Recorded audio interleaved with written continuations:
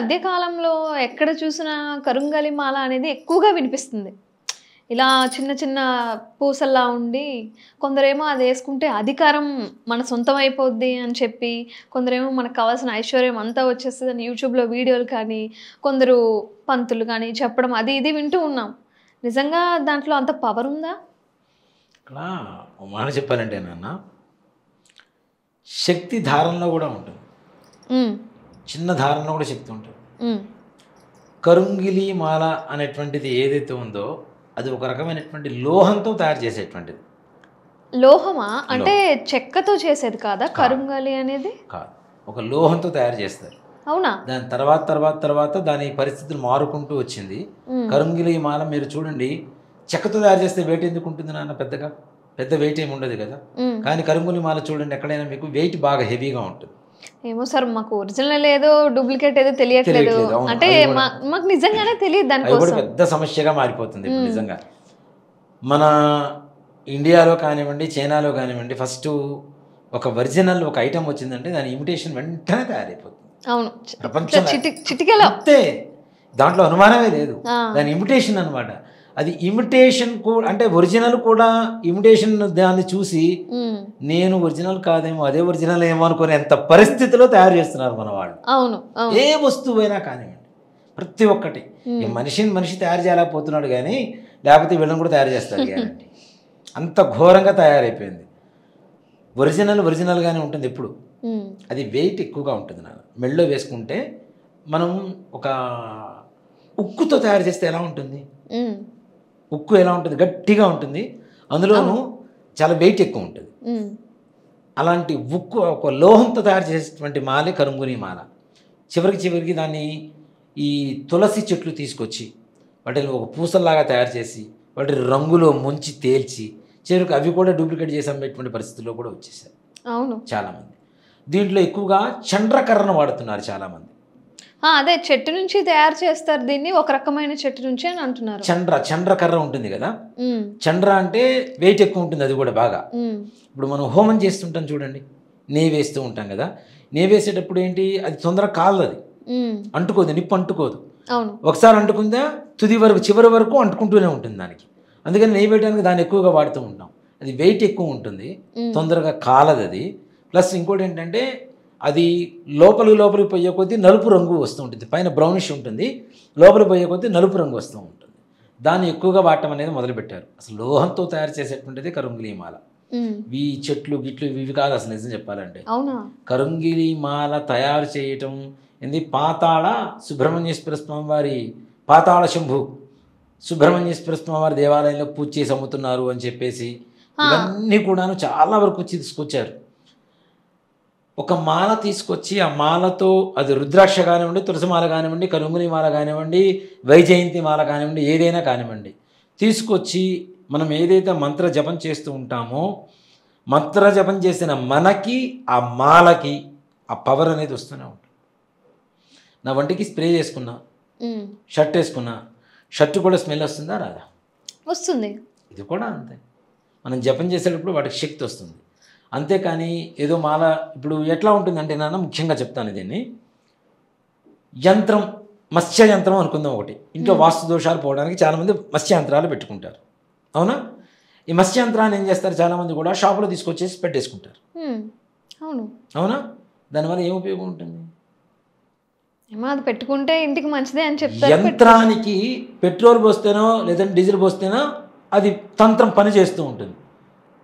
యంత్రానికి డీజిల్ కానీ పెట్రోల్ కానీ ఒక ఔషధం ఏదైనా కావాలి అంటే అది మంత్రం అయి ఉండాలి. మంత్రం ద్వారా దాంట్లో శక్తి పుంజుకుంటుంది, తద్వారా అది పనిచేస్తూ ఉంటుంది. ఒట్టి యంత్రం షాపులోంచి తీసుకొచ్చి పెట్టుకుంటే ఏం ఉపయోగం ఉంటుంది?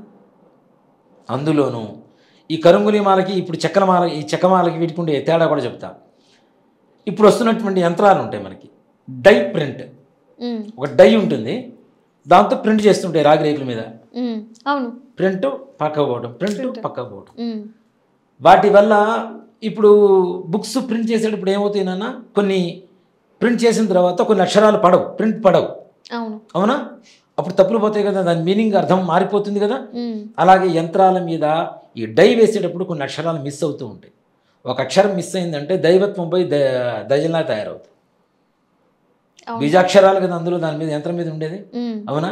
మరి అలాంటి యంత్రాలకి చేత్తో చక్కగా చెక్కినటువంటి యంత్రాలకి ఎంత తేడా ఉంటుందో, అలాగే చెక్కిన యంత్రమైనా జపం చేయకుండా మనం డైరెక్ట్ తీసుకొచ్చుకొని పెట్టుకుంటే ఎంత తేడా ఉంటుందో, అలానే కరుంగులి మాలైనా ఏ మాలైనా దైవత్వాన్ని సంపాదించుకుంటేనే దాని లక్షణాలు పెరుగుతూ ఉంటాయి. అంటే మార్కెట్లో అమ్మే వాళ్ళు ఏమని చెప్తున్నారంటే, మేము కేరళలోనో తమిళనాడులోనో ఆల్రెడీ 1000 సార్లు అర్చన చేసి దేవుడి దగ్గర పెట్టినవి ఇంత ఒక 3000 4000 ఉంటుంది, కొనుక్కొని వేసుకోండి, మీకు అష్ట ఐశ్వర్యాలు వస్తాయని ఎన్ని చెప్తున్నారు. కోట్ల మాలలు అమ్ముతున్నారు ఇవాళ రోజున, కొన్ని కోట్ల మాలలు అమ్ముతున్నారు, లక్షలు కూడా కాదు, కోట్ల మాలలు అమ్ముతున్నారు. అవునా? అవును. ఎన్ని కోట్లకి జపం చేయించారు? మనం ఆలోచించాలిగా కనీసం ఒకటన్నా. కరుంగులి మాల వేసుకోవడం మంచిది, నేను కాదని చెప్పను. నల్లగా ఉంటుంది, నరఘోషలు నివారణ అవుతాయి, మా సుబ్రహ్మణ్యేశ్వర స్వామి వారికి ఇష్టమైనటువంటి ఒక ఇది కాబట్టి వేసుకోవడం మంచిది, దాంట్లో ఏమాత్రం కాదని చెప్పను. మనం కరుంగులి మాల కొనుక్కున్నా చక్కగా దాన్ని శుభ్రంగా నీళ్లతో పాలతో కడిగి ఏదైనా దేవాలయంలో సుబ్రహ్మణ్యేశ్వర స్వామి వారి దగ్గర పెట్టి అభిషేకం చేయించుకొని చక్కగా తెచ్చుకొని దాన్ని పవిత్రంగా ధారణ చేయడం వల్ల ఒక శక్తి వస్తుంది. కానీ ఏదో షాపులో కొనుక్కొచ్చుకొని వేసేసుకుంటాం, దానివల్ల మాకు అధికారం వస్తుంది. ఇప్పుడు పెద్ద పెద్ద వాళ్ళు సెలబ్రిటీస్ వేసుకున్నారు, పవన్ కళ్యాణ్ గారు వేసుకున్నారు, ధనుష్ గారు వేసుకున్నారు, వాటి వల్లనే వాళ్ళు ఉన్నత స్థానంలో ఉన్నారు అనుకుంటే, వాళ్ళు దానికి చేయవలసినటువంటి గౌరవం, మర్యాద, భక్తి, పూజ అన్నీ చేశారు కాబట్టే వాడికి ఉండేటువంటి శక్తి ఉంటుంది. ఏదో షాపులో కొనుక్కొచ్చుకొని వేసుకోవడానికి రెడీమేడ్ షర్ట్ కాదు, రెడీమేడ్ డ్రెస్ కాదు, దానివల్ల ఏ రకమైనటువంటి ఉపయోగాలు ఉండవు. తెచ్చుకున్న తర్వాత తప్పనిసరిగా దేవుడి దగ్గర పెట్టించండి, అభిషేకం చేయించండి చక్కగా, అప్పుడు మాల ధరించండి. జపం చేసిన మాల, ఇంకోటి కూడా చెప్తున్నా, జపం చేశారు అమ్ముతున్నారని చెప్తున్నారు కదా, జపం చేసిన మాల మెళ్ళ వేసుకోకూడదని శాస్త్రం కదా. మరి జపమాల వేరు, ధారణమాల వేరు. అవును, రెండు వేరు. జపం చేసే మాల వేరు, ధరించేటువంటి మాల వేరు. జపం చేసింది ధరించమని ఎట్లా చెప్తారు వాళ్ళు? మరి దాంట్లోనే తప్పుడు ప్రచారం అని చెప్పి తెలుస్తుంది కదా మనకి కదా. నేనేం చెప్తున్నా, దేవుడి దగ్గర పెట్టి అభిషేకం చేయించమని చెప్తున్నా. మరి దానికి దీనికి తేడా ఉందా లేదా? అవును. షాపులో దొరికింది ఊరికి వేసేసుకుంటే ఏమొస్తుంది? ఏం రాదు, షో వస్తుంది. మహా అయితే ఫోటోలు దిగడానికి మంచి కలర్ ఒకటి కనపడుతుంది నల్లగా, అంతమించి ఏం ఉపయోగం లేదు. కాబట్టి తెచ్చుకోవాలనుకున్న వాళ్ళు తెచ్చుకోండి, చక్కగా సుబ్రహ్మణ్యేశ్వర స్వామి వారి దగ్గర పెట్టేసుకొని, మీకు దగ్గరలో ఉండి ఏ దేవాలయం ఉంటే ఆ దేవాలయంలో సుబ్రహ్మణ్యేశ్వర స్వామి వారి పాదాల దగ్గర పెట్టండి, చక్కగా అభిషేకం చేయించండి. ఓ మంగళవారం రోజున స్వామివారి మాల మనం ధరిస్తున్నామంటే దానికి తగినటువంటి నియమాలు కూడా పాటించాలి. అదే నేను ఇంకా అదే అడగబోతున్నాను, ఒకవేళ ధరించాలి అనుకుంటే ఎలాంటి నియమాలు పాటించాలి? మాంసాహార భక్షణ చేయకూడదు అది ధరించి, అలాగే సంగమం అట్లాంటివి చేయకూడదు. నిజంగా చెప్పాలంటే వాష్రూమ్స్కి వాటికి కూడా వేసుకొని వెళ్ళకూడదు. వెళ్ళొచ్చిన తర్వాత స్నానం చేసి రావాలి, లేదా కాళ్ళు కడుక్కొని వచ్చి మళ్ళీ మాల ధరించాలి. ఆ సమయంలో తీసి పక్కన పెట్టాలి తప్పనిసరిగా. నవరత్నాలు ఉంగరం పెట్టుకుంటారు, ఎట్లా పడితే అలా ఉంటున్నారా?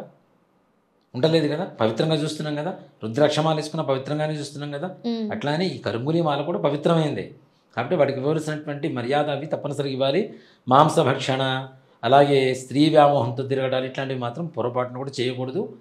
అవి భక్తిపూర్వకంగా వేసుకుంటే ఇలాంటివి చెయ్యకుండా ఉండేటువంటి పరిస్థితి కూడా దేవుడు తీసుకొస్తాడు గ్యారంటీగా. కాబట్టి పవిత్రంగా భావించండి, భగవంతుడిని నమ్ముకొని ఆ మాల వేసుకుంటే తప్పనిసరిగా బాగుంటుంది. ఓకే.